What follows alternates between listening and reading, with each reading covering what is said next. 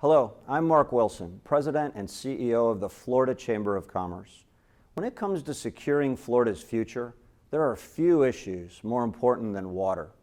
With 6 million more people expected to call Florida home by 2030, science-based solutions are the only way to ensure Florida's water future is sustainable and provides the quality of life Floridians and our visitors deserve. Water is a statewide concern, and unfortunately, sometimes local and state politicians want to do what's popular when what we actually need is to do what the science tells us. Whether it's the Apalachicola River, the Indian River Lagoon, Florida's unique springs, or our treasured Everglades, science-based data is the key to meeting the challenges Florida faces. So together with Harbor Branch research scientist Dr. Brian LaPointe, the Florida Chamber of Commerce is pleased to present this educational video, and we hope it will spur conversations and collective action to help solve these issues. Thank you. Hi, I'm Dr. Brian LaPointe, research professor with Florida Atlantic University's Harbor Branch Oceanographic Institute. I've spent decades studying water quality throughout Florida, including nutrient pollution and harmful algal blooms. This project with the Florida Chamber allows me and my colleagues an opportunity to share this research so the public can better understand how human activities are impacting Florida's water resources.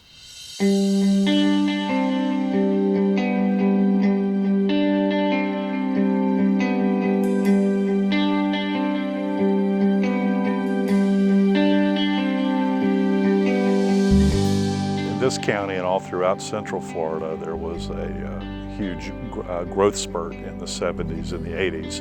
And by the mid-1980s, we were already beginning to see significant water quality declines throughout the lagoon. If you fast forward to where we are today with between 250,000 and 600,000 septic tanks up and down the Indian River Lagoon, you see that the issue has just exploded in recent years.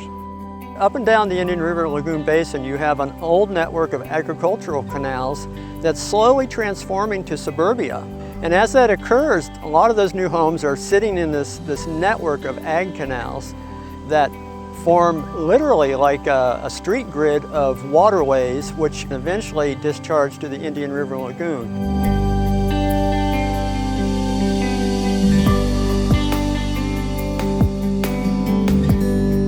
So in the Indian River, what we're seeing is a nutrient load problem, an overwhelming quantity of nutrients moving into the Indian River Lagoon, which has resulted in eutrophication, which has resulted, as a consequence of algae growth, and some of that algae has become toxic both to people and animals.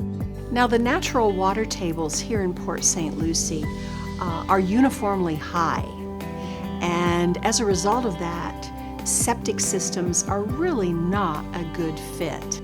Septic tanks are not designed to keep pollutants out of pristine water bodies like the Indian River Lagoon. The agencies need to identify the areas where septic tanks are causing pollution to the lagoon. We need to focus our efforts on conversion of those areas into advanced wastewater treatment. It's another problem of inadequate infrastructure that we've created. It was based on an ag economy, and we've changed it now to a suburban-urban economy up and down that whole basin, and it just can't take that load anymore without properly treating it in a more centralized system.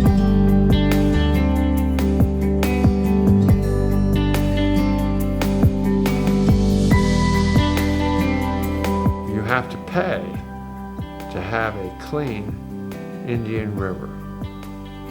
And that fact is just beginning to resonate. And again, it's changed. Why? And you have to have good science to explain the whys. The one common denominator we know we all have is that we have old septic tanks that line the Indian River Lagoon from here in Martin County all the way up to Volusia. We already know, because we've done other neighborhoods, it's doable, and once it's done, everybody says, why didn't we do this years ago?